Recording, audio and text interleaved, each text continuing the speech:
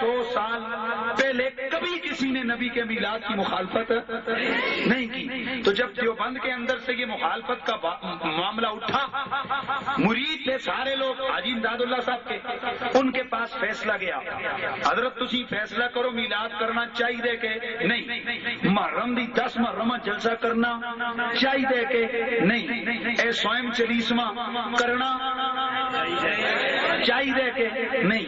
انہوں نے اس عام ملتی ہے کتاب بازار سے، انہوں نے فیصلہ لکھا. اس میں انہوں نے لکھا او میرے مریدو، مرید او صحیح ہوندے جیڑا اپنے پیر دے طریقے تے ٹرے. تو میں تمہیں فیصلہ یوں کر کے بتاتا ہوں، میں 2 کام کرنا سال چ، ایک محرم دا جلسہ کرنا، دوسرا نبی دا میلاد منانا.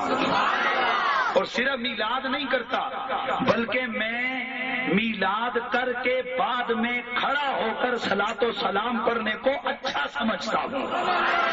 یہ حاجی صاحب نے لکھا ہے. اور اسی طرح اور علماء دیوبند میں سے بڑے بڑے علماء نے نبی اکرم کے میلاد پاک کے حوالے سے باتیں لکھی ہیں، یعنی کہ جواز کے لکھے ہیں. پھر اور تو چھوڑو، شاہ ولی اللہ لکھتے ہیں کہ میں مکہ شریف گیا، وہاں پر میلاد کی محفل ہو رہی تھی، وہاں پر میں نے محفل میلاد کے اندر شرکت کی تو کیا دیکھتا ہوں پوری محفل پہ نور برس رہا ہے. کہتے ہیں جب میں نے غور سے دیکھا وہ نور نہیں تھا، وہ رحمت کے فرشتے تھے جنہوں نے محفل کو ڈھانپ کے رکھا ہوا تھا. اور خود شاہ ولی اللہ صاحب آپ انفاس العارفین کے اندر آپ پیج نمبر 181 سے لے کے آگے پورے تقریباً 15-20 صفحے نبی کے میلاد کے بارے میں لکھتے ہیں. اور وہ لکھتے ہیں میرے ابا جی ہر سال میلاد کرتے تھے. 12 ربیع الاول کو تو پابندی سے ہمارے گھر میں میلاد ہوتا تھا. اور شاہ ولی اللہ کے بعد محقق محدث دہلوی، یہ وہ شخصیت ہے غیر مقلد جن کو آپ اہل حدیث کہتے ہو، وہ ہوں دیوبندی ہوں، جماعت اسلامی والے ہوں یا ہم سنی ہوں، کوئی بھی بندہ امام محقق محدث دہلوی کو چھوڑ کے نہ وہ ولایت کے کسی مرتبے پہ جا سکتا ہے اور نہ وہ حدیث اور قرآن کی تفسیر کو سمجھ سکتا ہے، کیونکہ سب کا سلسلہ سند حدیث جناب محقق محدث دہلوی تک جاتا ہے.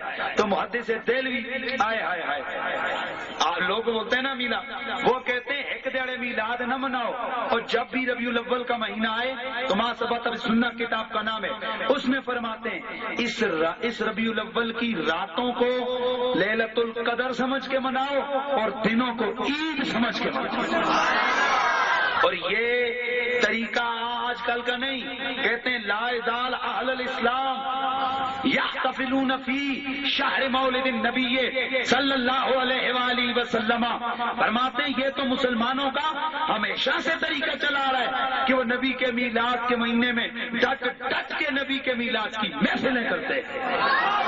یہ کون لکھتا ہے؟ شاہ عبد الحق محدث دہلوی رحمۃ اللہ تعالی. کتاب کا نام ما ثبت بالسنہ.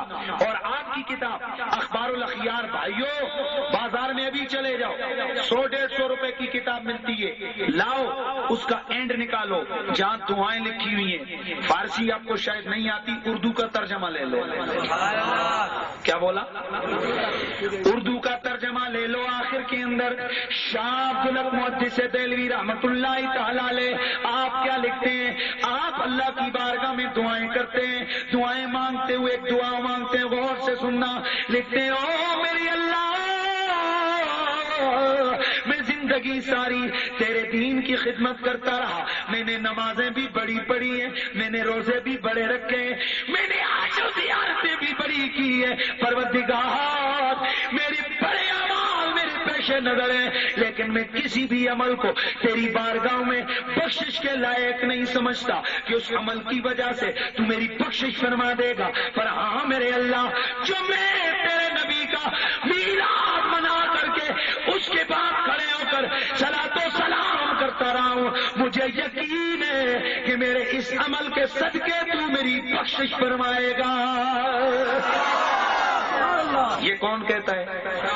اونچا بولو یار. شاہ عبد الحق محدث دہلوی. شاہ اور اس کے علاوہ امام سیوطی 5 کتاباں لکھیاں نبی دے میلاد. کتنیاں؟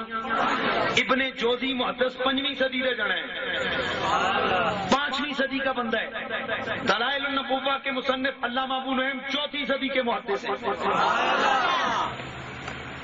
جو تیجے 5ویں صدی رے جنے تو یہ جو جناب اور اس کے علاوہ امام قسطلانی، امام عسقلانی، امام ابن حجر مکی حیثمی، بڑے بڑے جلیل القدر محدث علماء فقہاء وہ یہی لکھتے چلے گئے کہ نبی کے میلاد کی محفل میں آیا جایا کرو، اس سے نبی کا پیار اور محبت بڑھتی ہے۔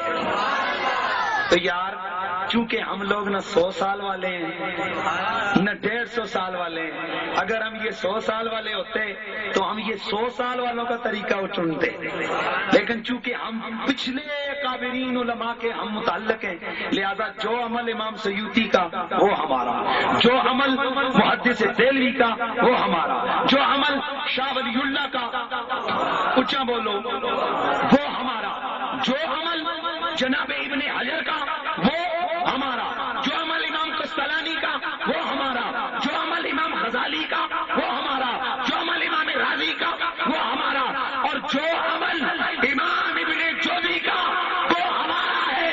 ہم اگر نیا دین لے کے آتے تو نیا طریقہ بھی شروع کر دیتے، لیکن خدا کی قسم چونکہ ہم پرانے دین والے ہیں لہذا ہمارا عمل بھی پرانی ہی باتوں پر ہوتا ہے۔